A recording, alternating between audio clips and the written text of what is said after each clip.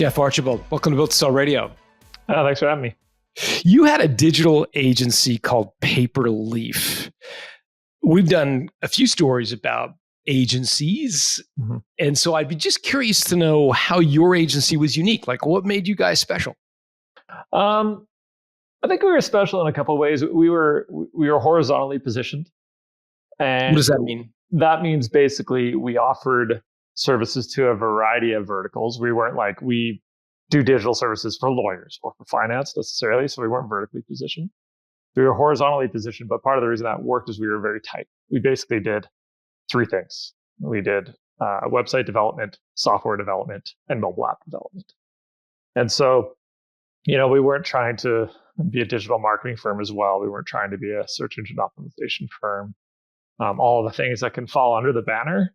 We weren't trying to be everything to everyone. And so that ended up being helpful because we were kind of the experts in those three areas that people came to when their generalist agency couldn't tackle the big challenging problems. Makes sense. So sort of wide in terms of customer prospect base, but very narrow in terms of scope of services offered. How did that impact the employees that you were able to hire, being very specific in what you offered?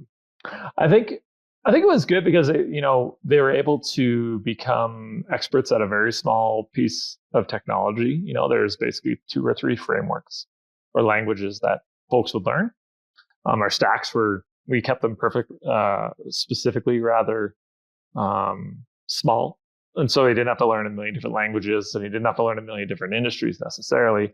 And then it also opened up the door to having like actual collaboration with our clients, right? Because we didn't have vertical expertise, we weren't able to come into like a real estate market and see like, oh, we know this inside out and backwards. So we really had the client, they had to buy in to be the subject matter expert.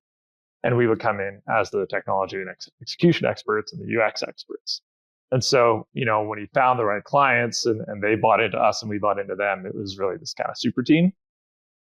I guess the knock against that, or what I've heard, the pushback when I proposed that, because I'm a big believer in sort of narrowing your services, is some people say, but look, I don't want to walk away from revenue, or I've got this great relationship with the client, and if I start saying no to jobs, they're going to find someone else. Mm-hmm. And it's scary, right? It totally is. And like, I think the best thing that we were able to do to mitigate that sort of risk were to find complementing smaller specialist agencies who could offer those services, develop kind of referral and work together agreements where we weren't worried that they were going to quote unquote steal our clients. And so, if there was a client who really needed some search engine optimization or something like that, we had an SEO company that we would work with specifically. We wouldn't like refer them to the big, huge nationalist agency who had all these other services under a banner, because that's how you lose a client. And like the turning down the revenue side of things, it's like, I get that too, payroll can get big and that can get scary, but I tried my best to mitigate that by having really good forecasting systems in place. So I knew when revenue was what it was looking at for months out, and never felt desperate to take revenue. That's kind of the first bit. And the second bit was understanding that, if you position yourself as a real expert in something and have your business model and operations really dialed in, then you don't need to worry about like this whole scarcity mindset of there not being enough work. Service businesses are notoriously a roller coaster when it comes to planning and budgeting, feast or famine. One day you got too much work and not enough people. The next day you're way too many people and everybody's updating their LinkedIn profile. How did you project out? I mean, it's a rarity to hear that you were good at forecasting sort of the future work. Yeah, that was something I solved for myself first and foremost to help myself sleep better at night, because it was tough when we were in the stages of just like, I have no idea what's coming in or what's not. And so it was a variety of kind of like variables that we changed that added up to the system that we were able to forecast appropriately. And so like, we had forecasting in our CRM. So we knew if we put X dollars into work pitch, we would get Y dollars out in about Z days. Because we were tightly positioned, we knew what the length of time most of those contracts would take, between 6 and 12 months. And then we did another kind of operational piece where I moved to, instead of billing as we go models, it was basically like fixed payments over the length of the contract. So we knew exactly what was coming in.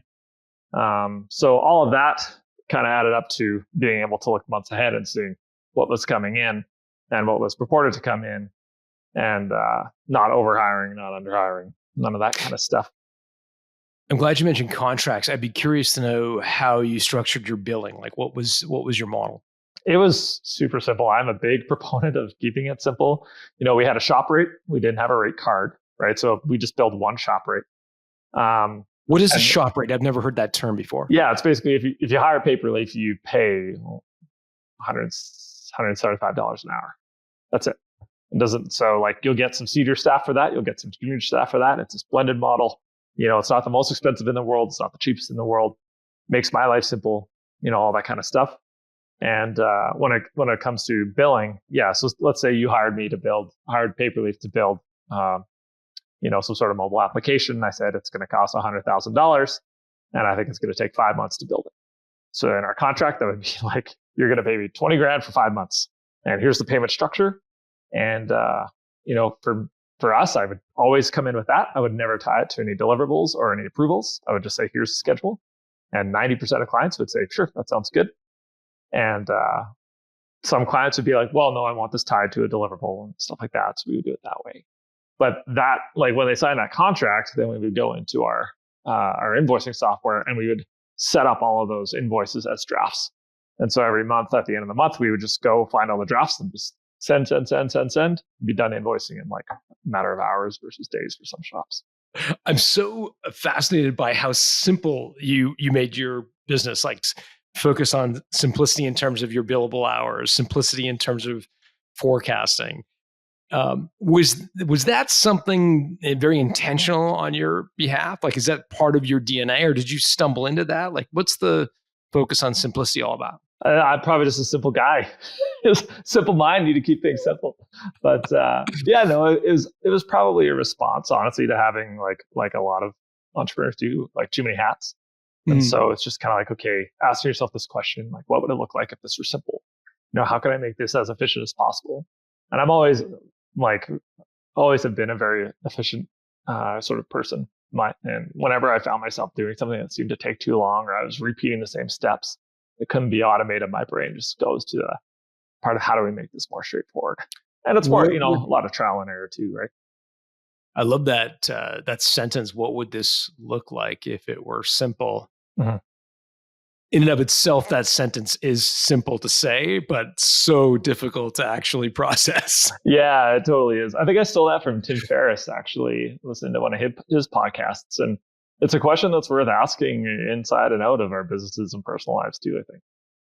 Yeah, Tim's got some great hacks for, solving problems and learning systems, and simplifying is, I think, one of the common themes and threads that runs through all of the work that he does. Yeah. How big did you get this business before you decided to sell? Like, what was your revenue, number of employees, that kind of stuff? I think the revenue was about $2 million. And the number of employees was, I think it was around 16 or 17, if I recall correctly. And so that was in 2020, I think, was right before we sold. And what made you think about selling? Because I can see you're a youngish guy and it's a youngish business. Like, why not build it for another 30 years? Yeah, that's a good question. And what it ultimately boiled down to, I think, was I filled my boots. I had a lot more success than I ever thought I could. Like, my original goal was like, let's replace my salary of $36,000, when I started it. So that all happened, and that was great. But the other super honest answer is I just wasn't loving it anymore. And I had great staff, a great team, but I just didn't love the work that much anymore. And in the seat I was in, only the worst problems would bubble up to me. And, it was just kind of, didn't want to do that anymore. And, I ran the shop for 15 years. And over that time, I prioritized the shop over everything else. And so I put a lot of things on the back burner in terms of like traveling and whatever else that a lot of people would have experienced. And so I just kind of felt like I had the opportunity to sell, and I wanted to do some other things. And so, might as well give it a go. Did you become resentful of your business? It's a really good question. I don't know if I became resentful of the business, but I became resentful of parts of it. And like, to be totally honest, there's one of the questions that was in my mind, especially because I had a failed acquisition prior to this successful one, which we could talk about if you want. But I kept coming back to this question, or this idea of like, I'm not sure I like the person that my business is turning me into, when I was very, very, very stressed out. You know what I mean? Like, I was waking up at all hours of the night. I would have some interactions with staff once in a while that I wish I could take back and be a little bit more empathetic about. And that stuff is, all your listeners know too, like, it doesn't stop at 5 o'clock necessarily, right? Like, it bleeds into your home life, bleeds into your relationships and friendships and all that kind of stuff. And I was like, is it worth it, to be changed in this way?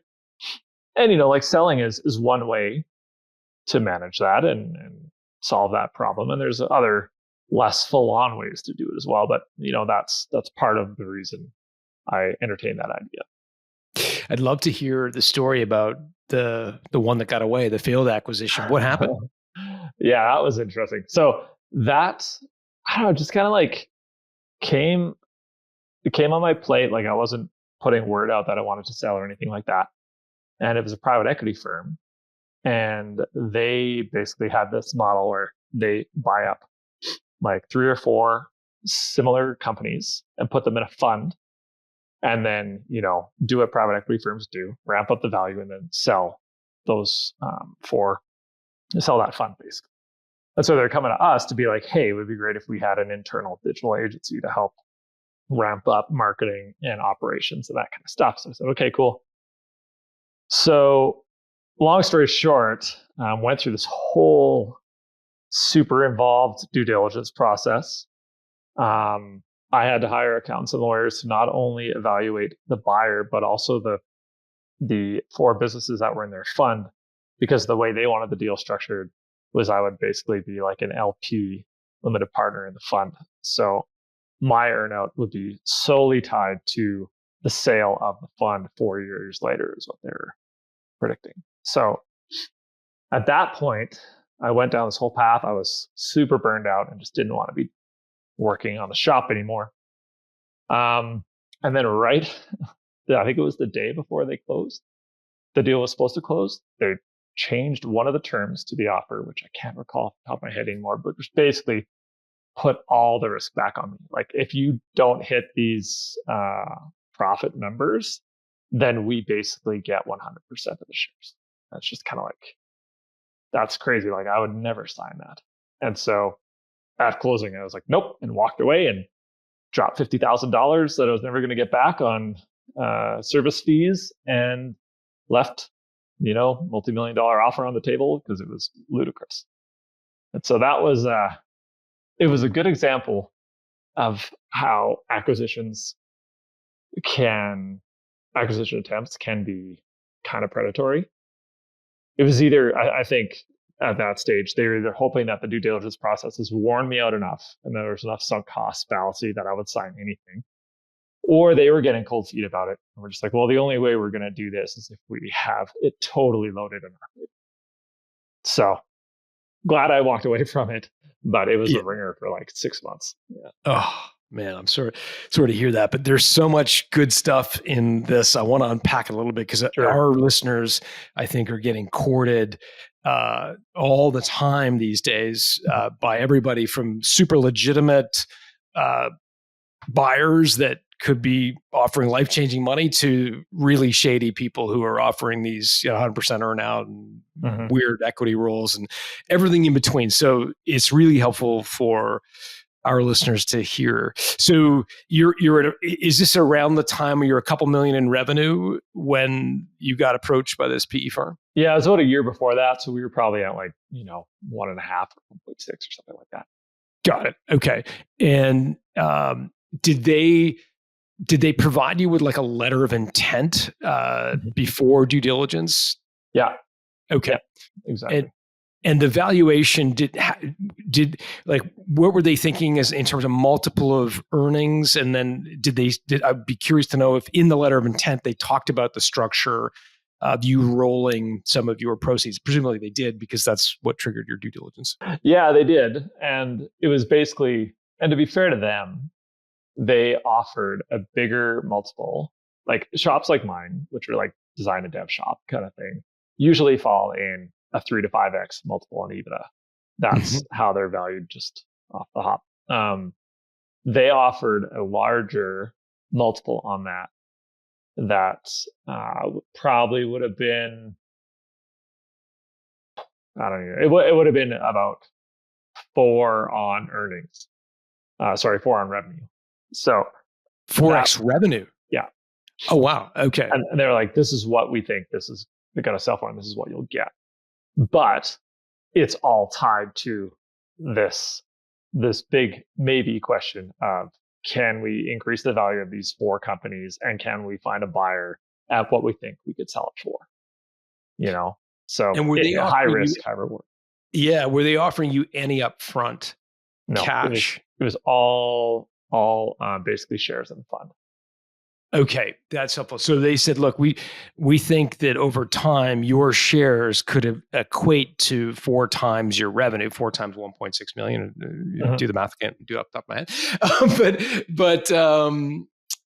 But they were not offering any cash up front. They were saying you're going to roll the equivalent of that into this fund, and then if we're successful, you will earn a significant payday.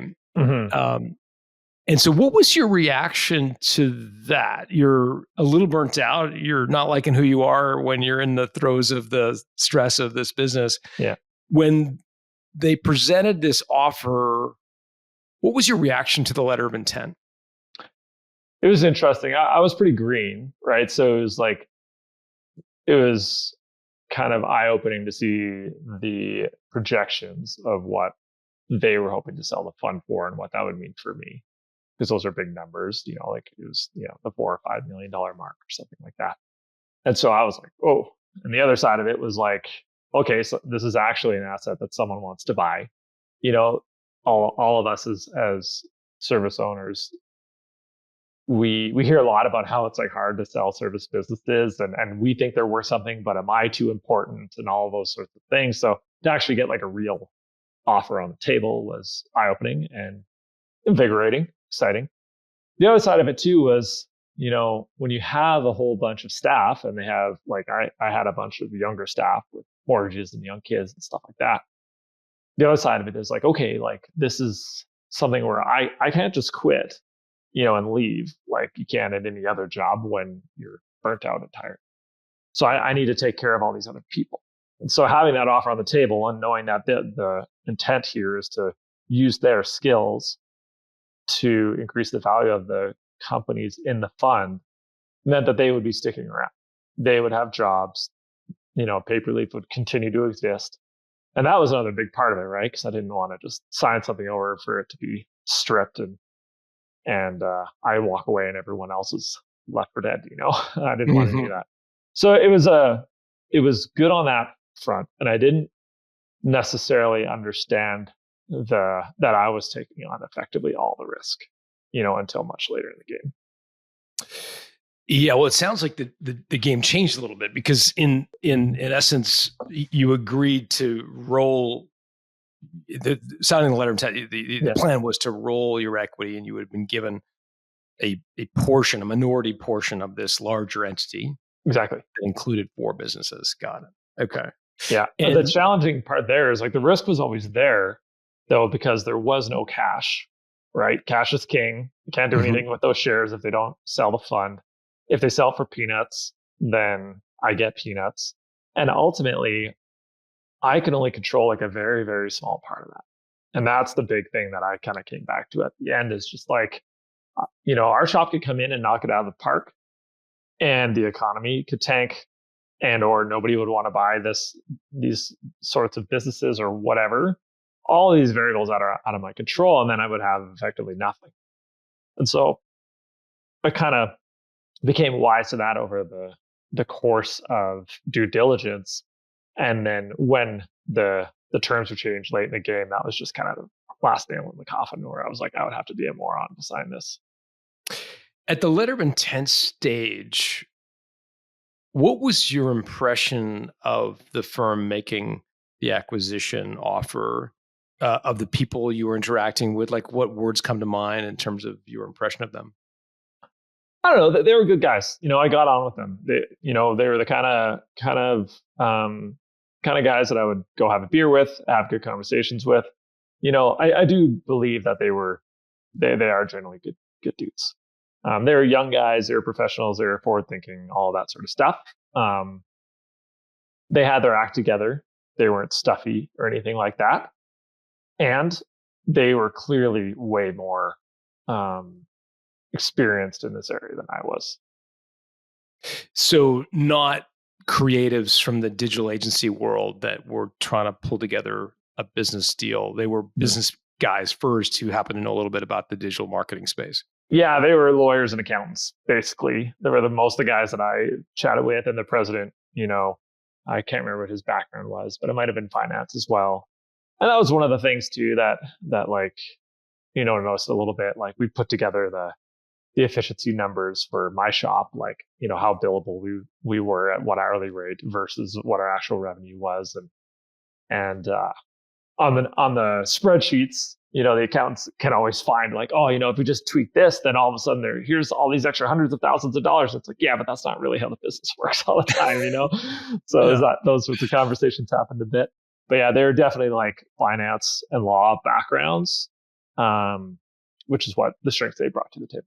Yeah, I love the spreadsheet guys. I'd be like, if you just made their billable rate $300 an hour instead of a blended rate of 175, you would make 40% more money. Right. And we'd have no clients. It's amazing. Yeah, that kind of stuff. Yeah. Or if your shop was 100% billable all the time, right? How much money you'd make? It's like, yeah, cool. Yeah.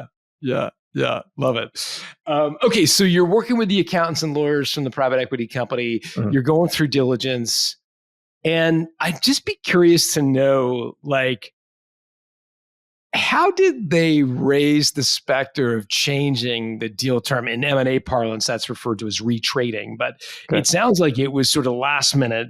You were worn down from all this. You dropped $50K on this reverse diligence process. Like, did they send you an email? Did they pick up the phone and call you? Or like, what was the format? Just trying to recall. It was, they sent over a revised purchase agreement that had like this big change, basically highlighted for me to preview right before. It was either like before we were supposed to meet or sign, or before like a lunch where we were supposed to discuss it one last time. I can't remember, but they did send it over, and I looked at it and I was like, wait a sec. And then went and sat down with these guys, and they explained their side. Well, we're taking this big risk, and if you just don't do anything, then we have a shop that's worth nothing. And I was like, yeah, but you're telling me if I'm not perfect, I don't get anything, and that seems ludicrous. And so there's just kind of that discussion, and then if I recall correctly, I kind of left it as like, okay, well, I'm not really super excited about this, and I'll take it back home and consult with my side. And gave my lawyer a call, and I'm like, this is how I'm reading this, and this is the risk I see. And he was like, yep, that is the risk I see too. And then we were just kind of like, no, I'm not going to do this. Yeah. And it was like one of those changes that was so misweighted that you can't even like counter it with something reasonable and meet in the middle. You're just kind of like, no, that's a full stop, So that kind of just killed the deal in its tracks, and then we all walked away. Yeah, it was so outside of market, Mhm. it's interesting. At least they had the decency to highlight it and say, hey, we made a change. Page 3, column, paragraph 2. There's in some cases I've heard, you'll be in like the ninth turn of the share purchase agreement, and there's this, fundamental change which gets kind of squeezed in, and like, nobody notices it, which, That's sketchy for sure. Yeah. is super sketchy. But in your case, they had the decency to say, hey, like we're making a change. And as I understand it, it was, if you didn't meet these future targets for revenue or EBITDA, the equity you had in the fund would go to zero, effectively transferred to them. Yeah, something like that. If I recall, this is Wow. 4 years Yeah. ago, so I might be off on that, but that's what's coming to mind. And what was their reaction when you said, I'm out? And, they were okay. They didn't fight it, which makes me think they just put this in there because they were getting cold feet. If I'm being totally honest, they probably needed more of a generalist marketing shop, to really like do what they wanted to do rather than like a highly specialized technology company, which is more what we were. And so I think they might have realized that as they went through due diligence. And then this was their way of like being like, well, if we can get this for zero risk, then cool. And if we can't, then I'm fine walking away. Interesting. Yeah. So they may have come to that conclusion in the process of diligence. Well, listen, I'm really grateful for you sharing it with such candor, because I think that is something a lot of our listeners will have to deal with, and they'll have to parse the wheat for the chaff, or whatever that expression is. So where does it go from there? I mean, I've heard when a deal goes south, it can be really emotionally difficult for the owner, because you become so emotionally connected to a sale. You're going through spending money, and it's very, very emotionally draining, the process. And then to have that all pulled out from under you at the last minute, I've heard people can really spiral. What was that like for you? Yeah, it was like, I was not stoked on having to spend 50 grand, but what can you do? And honestly, it was okay because like, I never had a question that walking away is the right decision. And, part of the steps I was taking, because I'd been thinking about selling the shop for a couple of years beforehand, right? And so like my idea there prior to all of this was like, okay, I'm super overloaded. I'm like the one person managing like, 10 or 11 people at that point. We were a small shop, but I was doing everything poorly. And so I was like, I need to start thinking about what selling would look like. Then objectively, like if I were trying to buy my shop, what would I need to do? And so I started to put in actual layers of like management and reporting for scalability and all that sort of stuff, with a theory that I'm like, okay, I have two outcomes here and both of them are positive. Either I build a sellable shop that someone comes in and wants to buy. If they don't show up, then I have a shop that is much less reliant on me and is way more sustainable for me in a day-to-day basis. And so when I walked away from the deal with the private equity firm, I was like, you know what? It was the right decision. And I've put all this work into a place that is now like, there's, way fewer people reporting to me, and it's more profitable. So I was able to look at the positives of it rather than the negatives of it. I think that was a big thing for me, like getting through that kind of period. And then what ended up happening is the other deal came along shortly thereafter.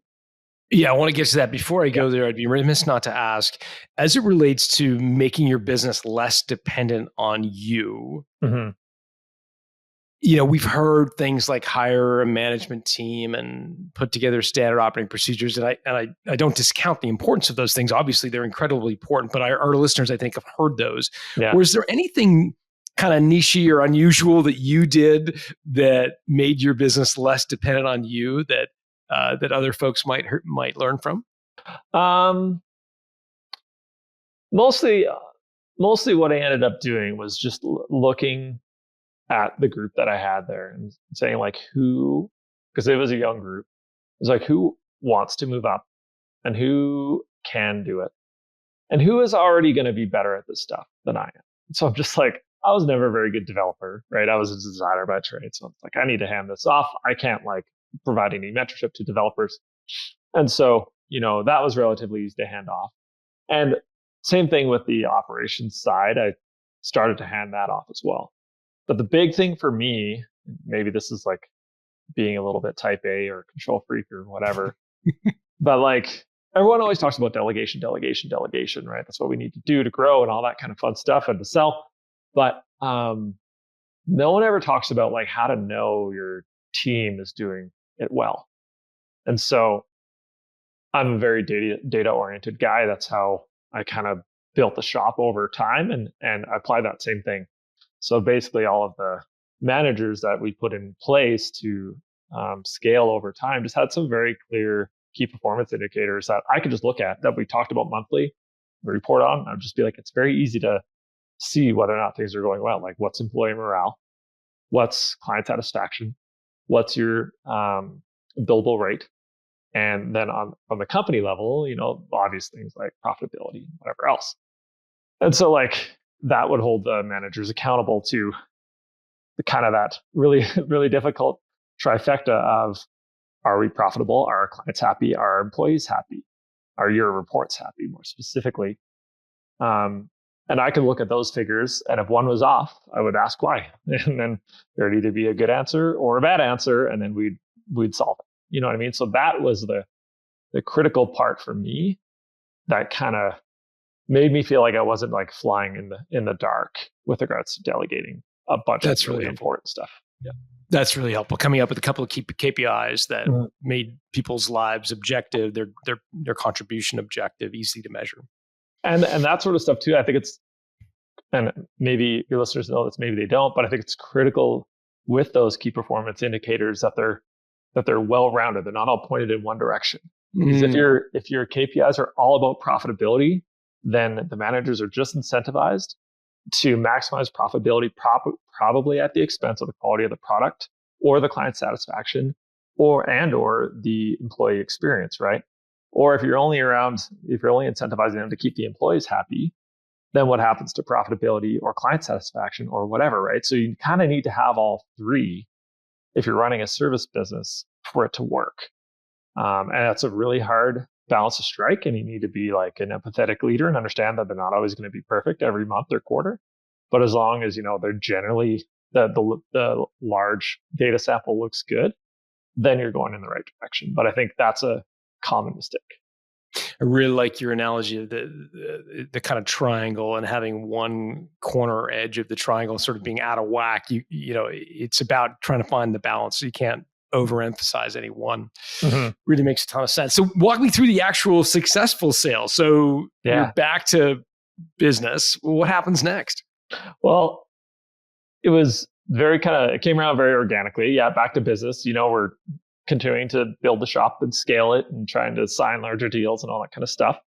And I had a friend of mine who runs a savory pie company. He's a New Zealand expat. It's called South Island Pies. And so we would go out for pints and chat and commiserate as business owners and all that kind of stuff. And so, he's one of my best friends. So I was like, yeah, like if the right offer came around, I would sell, that kind of thing, having that conversation. And he was friends with an Aussie expat who was one of the partners at ZGM, who was the marketing firm based out of Calgary that eventually bought us.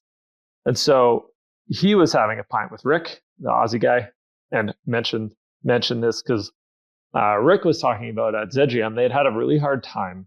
They were trying to build their digital team in-house and just were spinning their tires a little bit. And so they were doing a lot of branding and marketing and ad work and PR work for their clients. And these are big clients like the government of Alberta and stuff like that. But their digital side was sort of lagging. And so they're like, maybe we can get there through acquisition rather than building it in-house.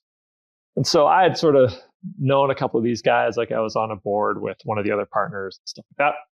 So I'd known ZGM. So Rick and I, anyways, this Aussie expat, we started going out for lunch once in a while, just kind of shooting the breeze, talking about running service agencies and all that kind of stuff.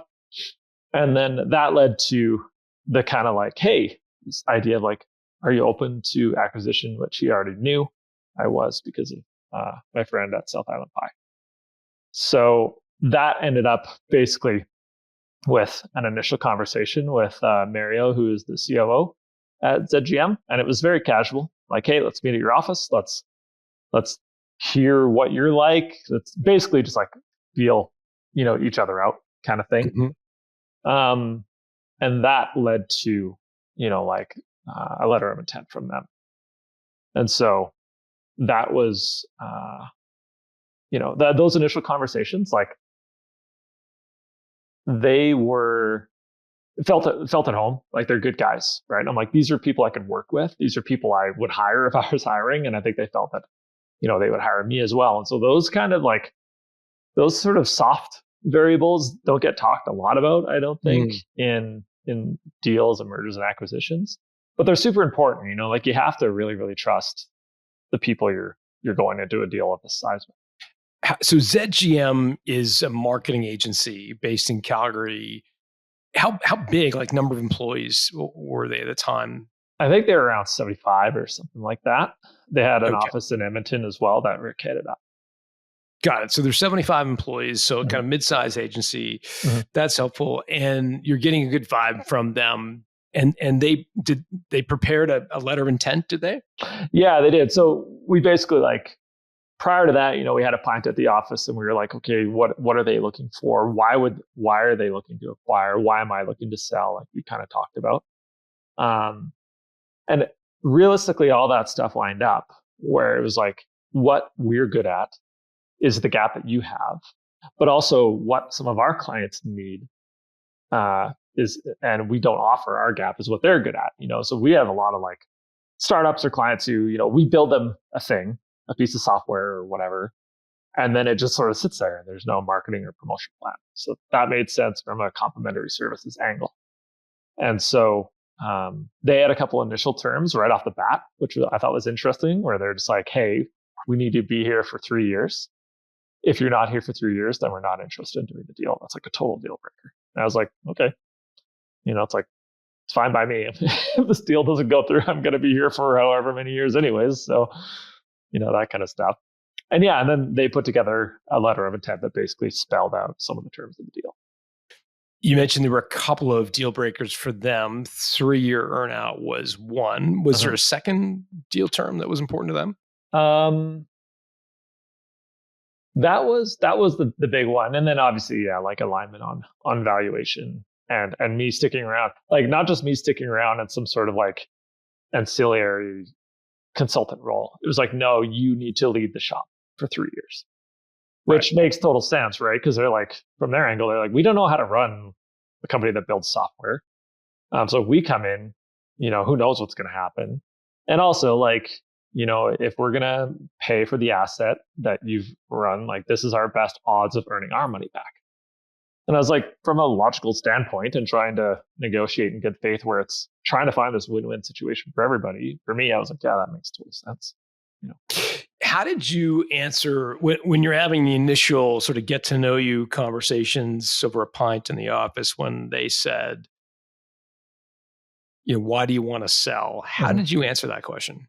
Yeah, I think I was pretty honest. I'm a pretty straightforward guy. I was like, same thing I kind of said here, that I've accomplished more than I thought. I want to find a home for, at that time, I think there's 17 employees or 18 employees. I want to make sure that they all have jobs. And, like I want to do something different. Like this is the main thing that I've done with my life. I want to relax a little bit afterwards. And, I want to, do whatever comes next. And so they, I think, appreciated the candor there. And I wasn't feeding them a line around sticking around forever and they'd never have to worry about finding a new managing director or any of that. So I was pretty straightforward with it. And also let them know that like at that stage, like the company's running pretty well. I basically do biz dev and big strategy and that's about it. So like I don't hate my life either. So I'm not like, I'm not here to take any offer that's on the table. It has to be fair to everybody. You mentioned smaller agencies trade in that kind of band of 3 to 5 times EBITDA. Where did their offer come in at? Yeah, their initial one came in at 3. So on the low end of that. And part of that, various reasons there, like we didn't have a ton of recurring revenue. We're a very project-based shop, so that's risky, right? You always have to go find the next deal. But we had that super dialed in. And like there's probably some salary adjustments there as well. Like I paid myself way lower than market standard. So that sort of stuff like affects the valuation.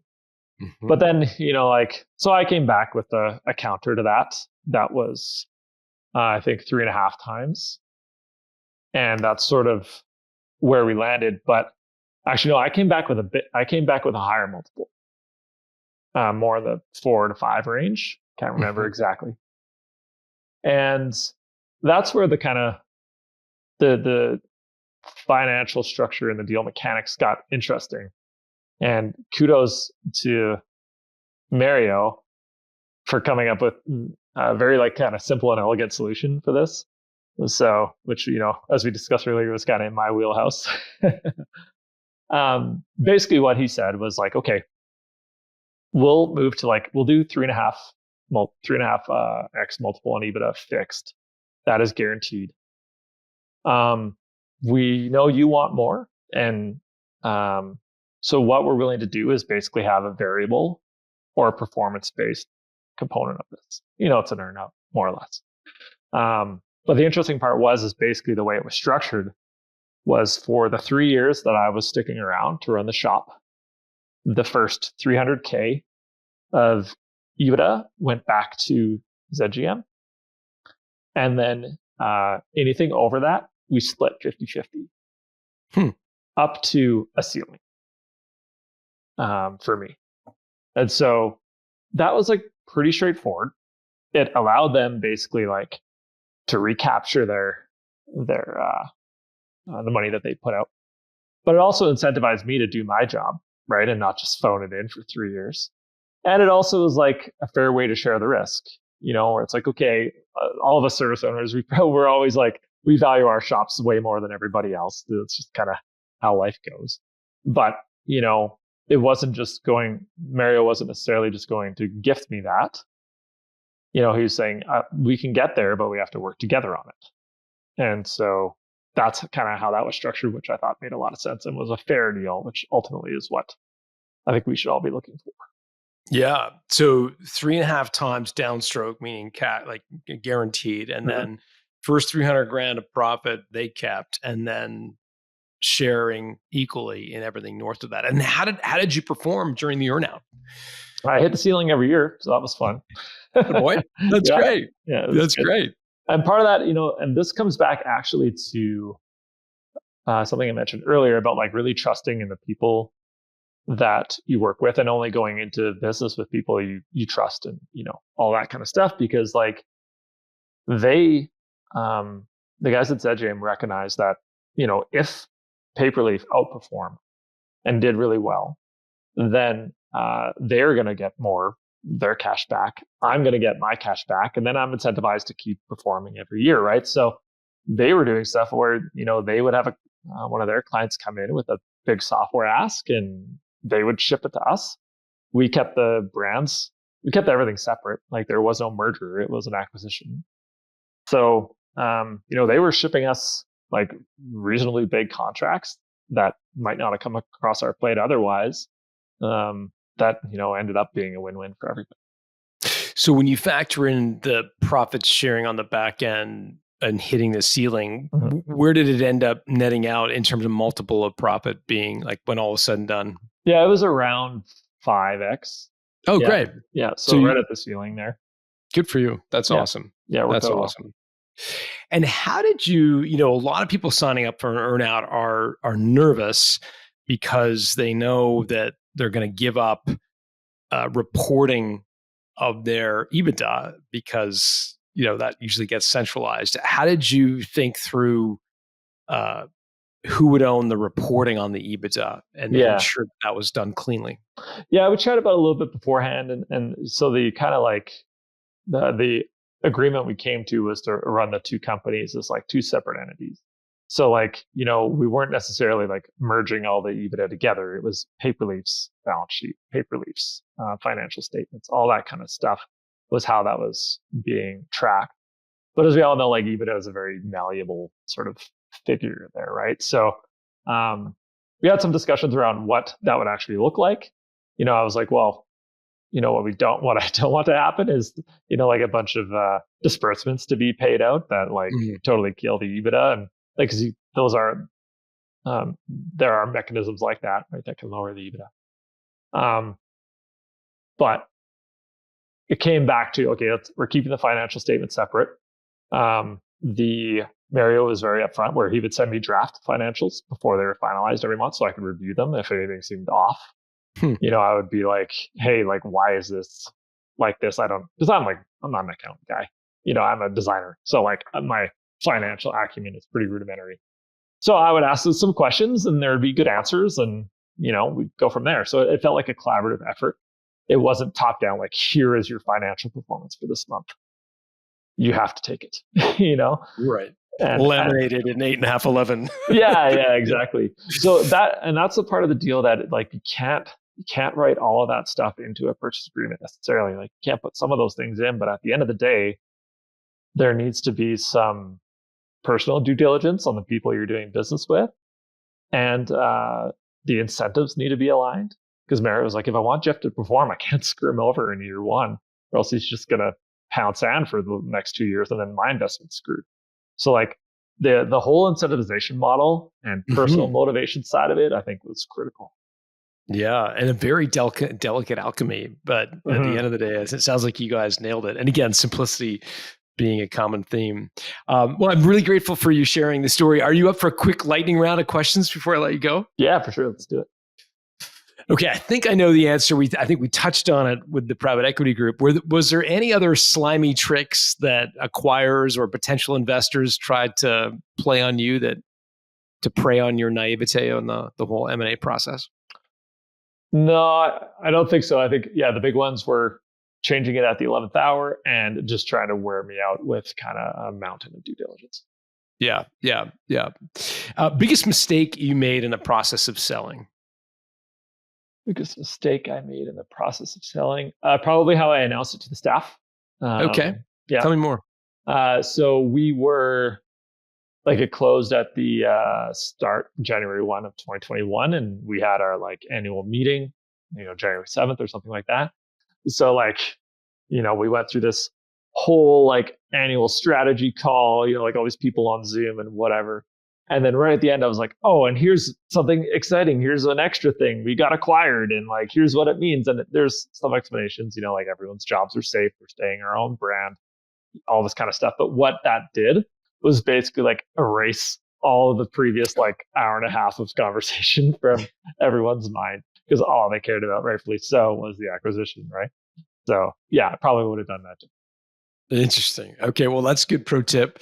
Get it done in the beginning of the meeting, not the end. Or a separate meeting. Yeah, separate. What were the emotional highs and lows of the sale process? Can you point to the moment in time?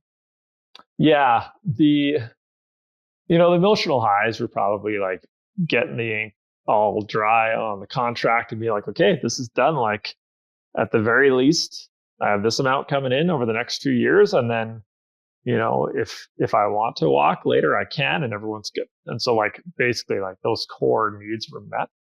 And then the lows were, like probably sharing it with staff. We had like, and I think it was handled generally pretty well, but there's a lot of fear, right? Change comes with fear.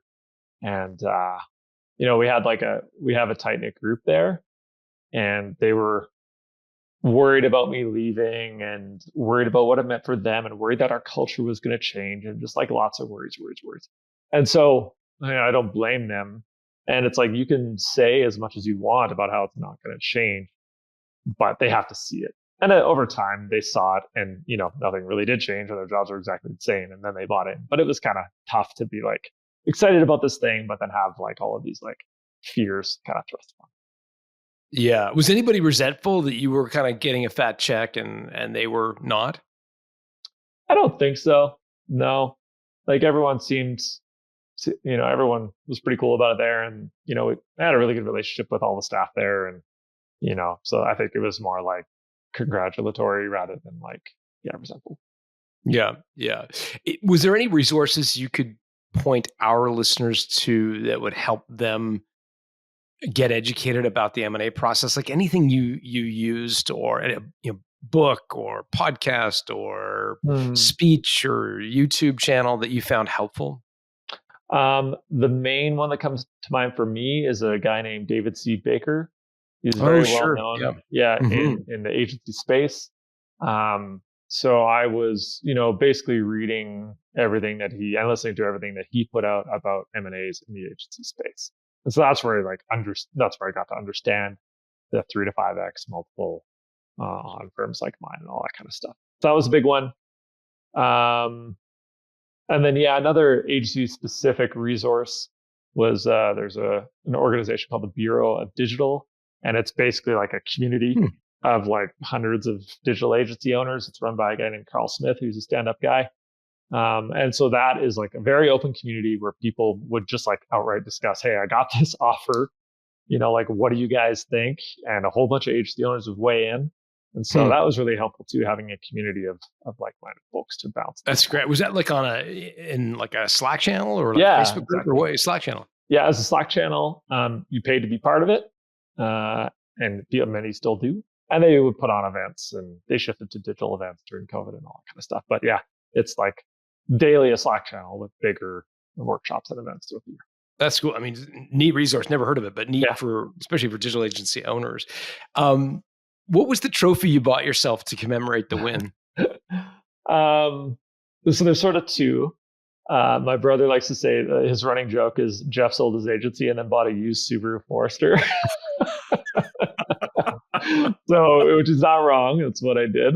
But yeah, the other trophy was probably, I built a house in Kimberley.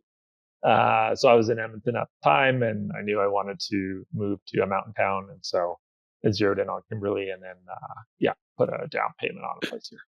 No disparagement to Edmonton, but I think you upgraded. Right. It's just a different kind of spot, but I love Edmonton. Kimberley is a beautiful part of the world, and the mountains. If you've never been, it's certainly one to put on your list. Well, congratulations on the mountain house and all the success, and I can't wait to see what is next for you. What is next for you? What are you up to? Where can people find out about you if they wanted to connect on social media? Is there a good place for them to do that? Yeah. I don't know, like most of my social media is like me riding my mountain bike with my dog. So if you want to see stuff like that, you can search Jeff Archibald on Instagram. But if you want business stuff, probably LinkedIn. Just search my name on LinkedIn. And then, I have a personal site, jeffarchibald.ca. I'm doing a little bit of consulting work with agency owners. And that's where I think you read my post about like selling my company and stuff like that. So I did a lot of writing there. Yeah, it was a great post. I'm going to put it in the show notes for your episode at builttosell.com because it's a kind of a personal reflection on the sale process. So that was a great post, and all of that, including Jeff's LinkedIn profile, jeffarchibald.ca, all that will be in his show notes page at builttosell.com. So Jeff, thanks for doing this. I appreciate it, John. Thanks for having me.